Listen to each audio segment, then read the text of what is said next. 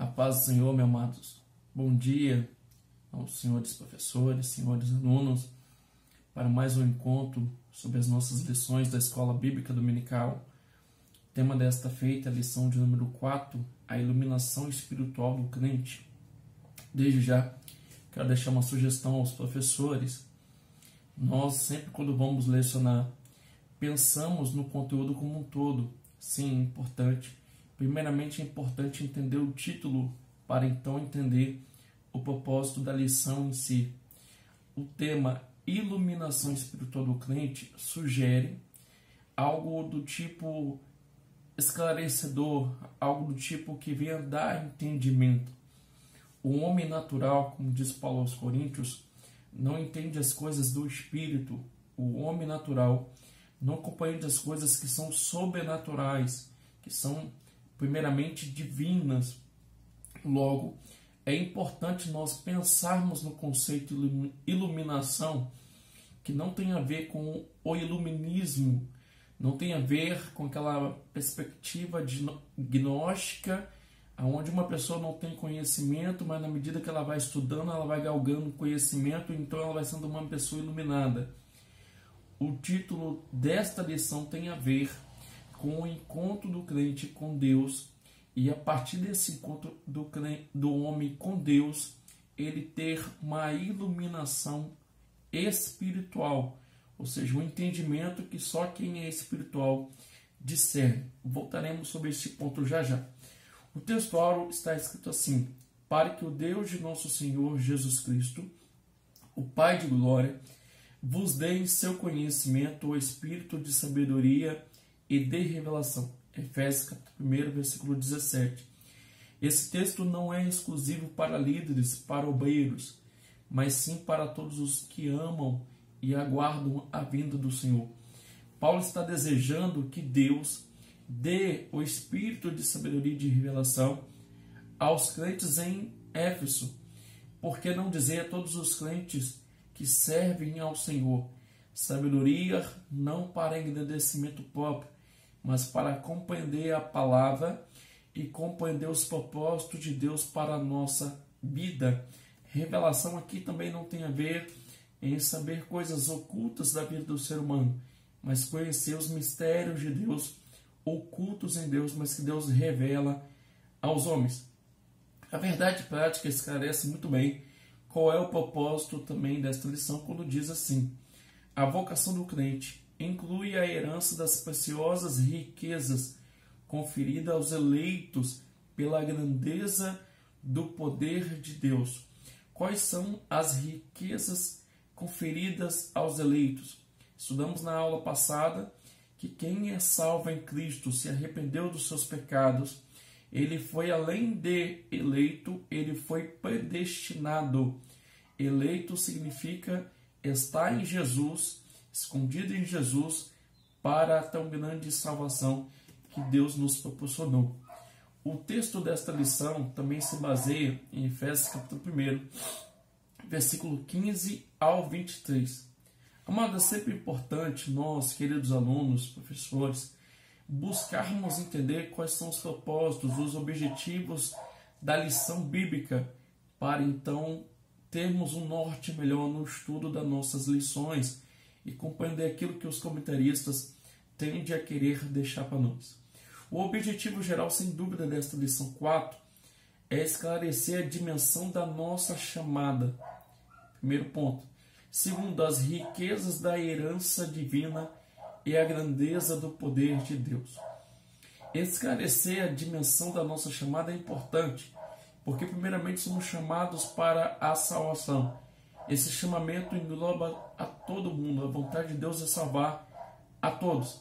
Mas depois que nós fomos chamados para viver esta salvação e agora aceitamos a salvação em Cristo, Deus chama a cada um de acordo com propósitos específicos. Uns para exercer o pastorado, outros para exercer o diaconato e assim por diante, para exercer o louvor na casa do Senhor. Cada um de nós temos um chamado específico, mas quando se trata da chamada em geral, é para vivermos uma vida transformada em Cristo Jesus. Entender o propósito da nossa chamada é sem dúvida fundamental para vivermos a vontade de Deus. Também conhecer as riquezas da herança divina é importante, até para aumentar a alegria do crente e aumentar a certeza daquilo que ele faz para o Senhor. Alguns pensam que não tem nenhuma bênção reservada para ele, mas a grande verdade é que Deus tem reservado infinitas bênçãos para os cristãos. Seus alunos, nós alunos, já compreendemos as bênçãos que Deus tem reservado para nós. Essa lição vai tratar disso. Também vai tratar da grandeza do poder de Deus. O poder de Deus é muito além daquilo que possamos dimensionar, mensurar. O poder de Deus é muito grande. Logo, quando estamos diante de uma situação catastrófica, diante de uma situação que no nosso limite humano não conseguimos ultrapassar, o poder de Deus é grandioso e suficiente para ultrapassar qualquer barreira. A grandeza do poder de Deus ele precisa ser compreendido a partir das Escrituras, do que Deus fez de milagres e grandezas no Antigo Testamento e do que ele deixou claro do que pode fazer no Novo Testamento. Então, os objetivos de uma forma específica é destacar qual é a vocação de cada crente, de cada salvo em Cristo, e as riquezas da glória inclusas na herança divina. Com as responsabilidades também vem as bênçãos. Com a vocação vem a responsabilidade, um papel a cumprir. Paulo diz que a sua vida não era tão preciosa quanto cumprir aquilo que Deus tinha designado para ele. Os discípulos estavam preocupados com Jesus se alimentar do pão, em comer o alimento desta terra. Jesus muito bem orientou que importava primeiramente cumprir as obras do Pai enquanto é dia, porque a noite vem que ninguém pode trabalhar. Entender a nossa vocação, entender o nosso chamado, sem dúvida fará uma grande diferença no nosso papel no dia a dia. Muitos crentes estão hoje frustrados, deixaram de exercer cargos e tarefas na igreja. Alguns se declinaram para simplesmente o materialismo, estão se dedicando às suas profissões, porque entendem que não tem nenhuma importância sua a exercer dentro da igreja. Entende que todas as atividades não são de forma alguma importante quanto fazer o trabalho material. Entender que estamos trabalhando para Deus e qual é o nosso chamado é fundamental. Pare, pense junto com seus alunos qual é o teu chamado, qual é o teu propósito dentro da obra do reino de Deus. Talvez você caiu de paraquedas para lecionar, caiu de paraquedas para exercer alguma função, mas é importante descobrir qual é o teu chamado, qual é a tua função e se dedicar a isso para engrandecimento do nome de Deus. Cai de paraquedas, conforme diz o professor Esdras Bento, Costa Bento, não é ruim. O problema é continuar fazendo mais ou menos, continuar de uma forma medíocre. É salutar, é saudável que nós venhamos levantar, reagir e fazer aquilo a qual Deus nos chamou. Fazer de tudo, como alguns pensam que é importante, não é tão importante, porque fazer de tudo um pouco, normalmente não faremos com tanta qualidade quanto exercer de fato a chamada, a vocação divina que Deus designou para cada um de nós. Encontrar isso é quase que encontrar uma mina de ouro. Segundo tópico vai falar sobre a grandiosidade do poder divino que opera em favor dos crentes. O diabo, os homens naturais tendem a diminuir, tendem a escarnecer da grandiosidade do poder de Deus.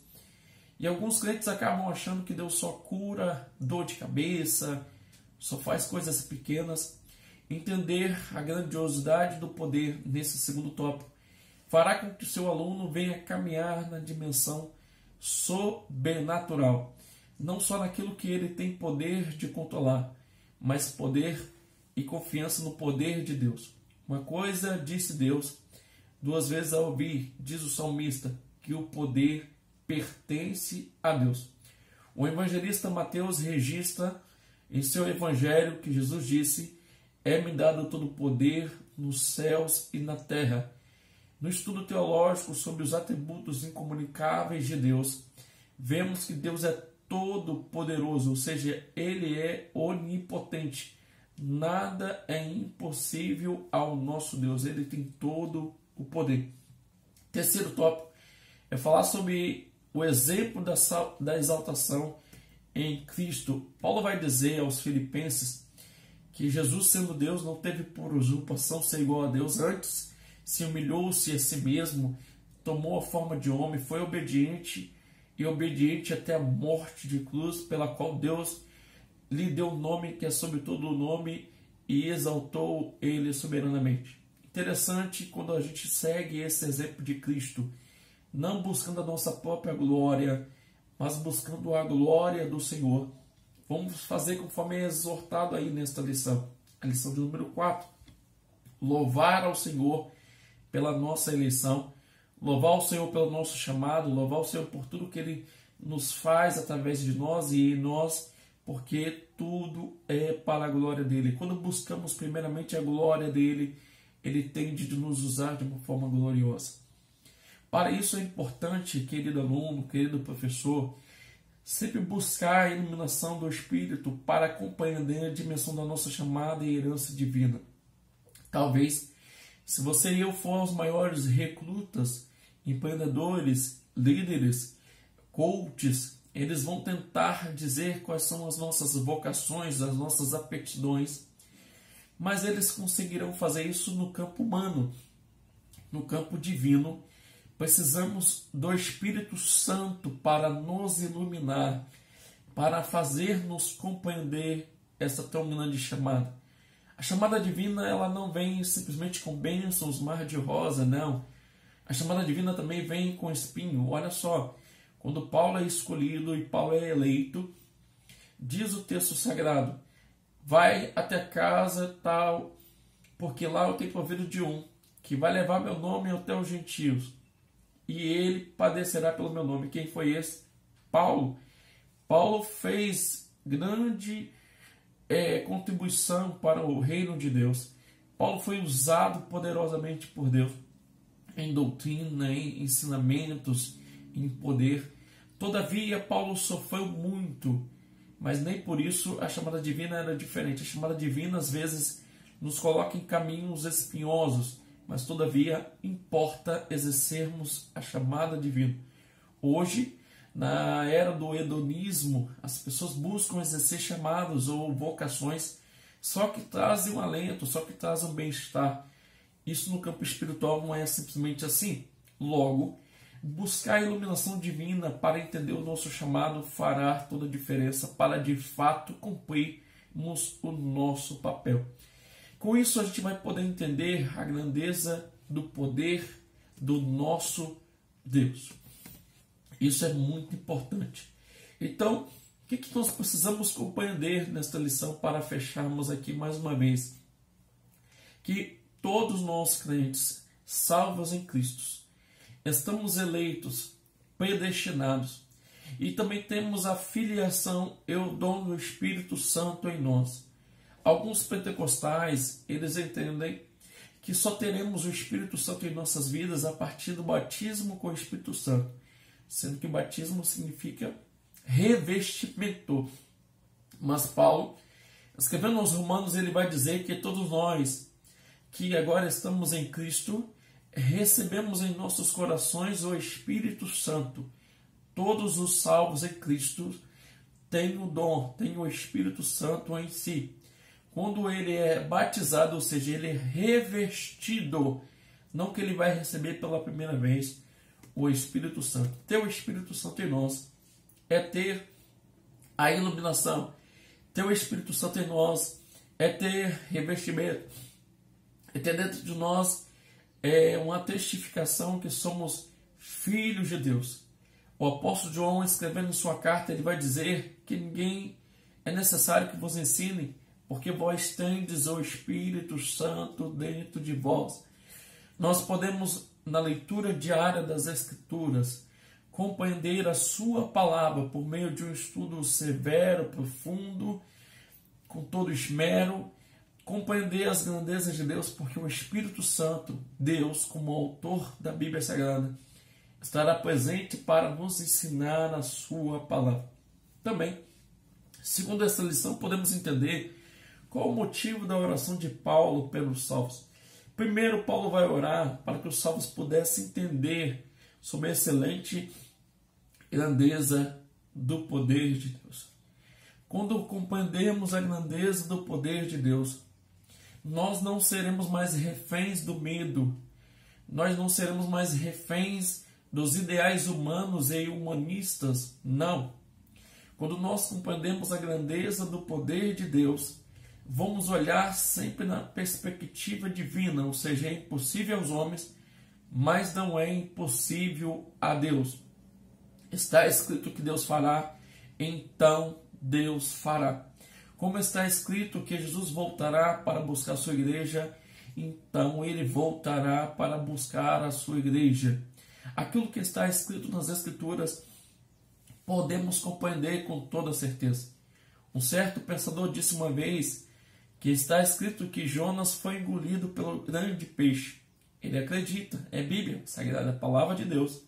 Mas se lá estivesse escrito que Jonas engoliu, ele também acreditaria. Olha só, tudo bem, é um pouco absurdo, um pouco demais, mas isso mostra a confiança na grandeza do poder de Deus e daquilo que está nas Escrituras Sagradas.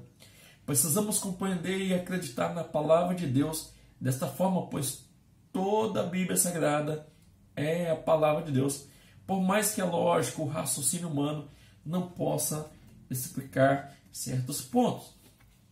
Para então citar evidências que fortalecem a força do poder de Deus, temos três pontos irrefutáveis. Primeiro, a ressurreição de Cristo, que ninguém pode negar. Ele foi o primeiro a ressuscitar e permanece ressurreto até hoje. E ninguém pode provar que ele ficou lá no túmulo, pelo contrário, está lá um túmulo vazio. Se fala dele, com certeza, enquanto vivo, porque vivo está, é o nosso Jesus ressurreto. Isto o homem não pode fazer, não pode ressuscitar ninguém, mas Deus pode manter este ser vivo para todo sempre. E Jesus ressuscitou e vive está, conforme diz o texto lá em Atos. Estevão, quando é apedrejado, ele viu Jesus à destra do Pai, ou seja, à direita de Deus nos céus. Vive está para todo sempre. E outro ponto que a gente cita como força do poder de Deus é sua elevação acima de todo domínio. Jesus está acima de qualquer poder, qualquer autoridade. Logo, todo o poder está em suas mãos, todo o controle está em suas mãos. Ao longo da história, Deus se revelou para muitos de maneira inescrutáveis, são eles diante de Deus, e de maneira alguma podem negar a grandiosidade do poder de Deus. Quando nós cremos nas palavras que estão nas Escrituras Sagradas, cremos na palavra de Deus, veremos então o poder de Deus de uma forma grandiosa sobre nós. Segundo o Novo Testamento, que descreve essa ressurreição como obra do Pai, poder de Deus, podemos caminhar com fé em Jesus Cristo. Paulo chega a dizer que Jesus não ressuscitou, logo é vã a nossa pregação, pois a nossa pregação, o nosso cristianismo depende dele ter morrido e ressuscitado e vive está. Se isto não é verdade, tudo que nós fizemos até então é perdido.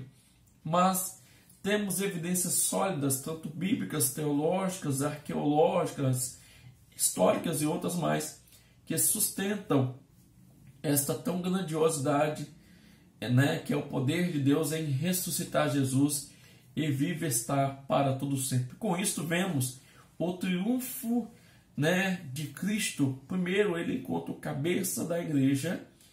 Jesus, sendo cabeça da igreja, ele não tira de nós a possibilidade de termos líderes e pastores. Ou seja, Jesus é o sumo pastor, é o líder maior, o líder superior. No entanto, ele coloca líderes para nos apacentar. Ele também vai designar a sua igreja como a expressão máxima de Cristo aqui na terra. Nós somos o corpo de Cristo. O que vale lembrar aqui, queridos alunos, para a nossa conclusão aqui, que nós, enquanto corpo, temos uma chamada, ou seja, o que o braço faz, a mão não tem que fazer e assim por diante. Cada um de nós temos uma função e daremos conta disso ao Senhor. Deus cobrará de nós as obras que nós fizermos aqui. Logo, precisamos manter os nossos olhos fitos nos céus, a nossa adoração contínua ao eterno Deus e nessa atitude fazer a obra do Senhor. Não para sermos salvos, mas porque somos salvos fazermos a obra dele. Fica aí uma reflexão para a sua vida. Você se sente constrangido a fazer a obra de Deus ou se sente à vontade em fazer nada? Porque se você se sente à vontade de fazer nada, eu te chamo a atenção para um detalhe. Não é comum. O comum seríamos querer estarmos agoniados, inquietos, pelo teu grande amor em nós, termos uma predisposição para fazermos a sua obra. Não tendo cargo, não tendo título, isso não diminui a nossa chamada. Isso não diminui o fogo que arde em nós, né? A inquietude que arde em nós pela obra de Deus, porque o seu amor é suficiente para nos constranger. Não espere títulos, não espere cargos para fazer. Faça, quem sabe o título vem, o cargo vem, mas o mais importante não é o título que você tem, o mais importante é a obra que você faz para o nosso Deus. A transformação de Deus gera em nós essa mobilização por sua obra. Não fique estacionado, faça a obra. Mas qual obra, professor, eu devo fazer? Busque nas Escrituras, busque no Espírito Santo, entender pela iluminação do Espírito Santo qual é o teu chamado, qual é a tua vocação, sabendo que com isto lá na frente você será recompensado segundo os beneplácitos do poder de Deus, porque Ele é maravilhoso até nisso em dar galardão a nós, mesmo sem merecermos. Logo, se dedique, faça a obra de Deus enquanto é dia, faça a obra de Deus com todo o amor. Então as bênçãos infinitas, celestiais, espirituais, em Deus se manifestará em você. Lembrando sempre isso, você serve a um Jesus vivo, né, que o Pai, na sua grandeza, no seu poder, ressuscitou, e a destra do Pai está para interceder por nossas vidas. Então que possamos ficar firmes nesta tão grande chamada. Estude cada vez mais as lições bíblicas, estude cada vez mais a palavra de Deus. Lembre-se disso, a Bíblia é a palavra de Deus. Não leia a palavra, não se dedicar à palavra é o mesmo que se afastar do nosso Deus. Que Deus te abençoe, que Deus te dê um ótimo final de semana, ótimos estudos. Se dedique, porque estamos fazendo para Deus. Que Deus te abençoe e te guarde cada vez mais.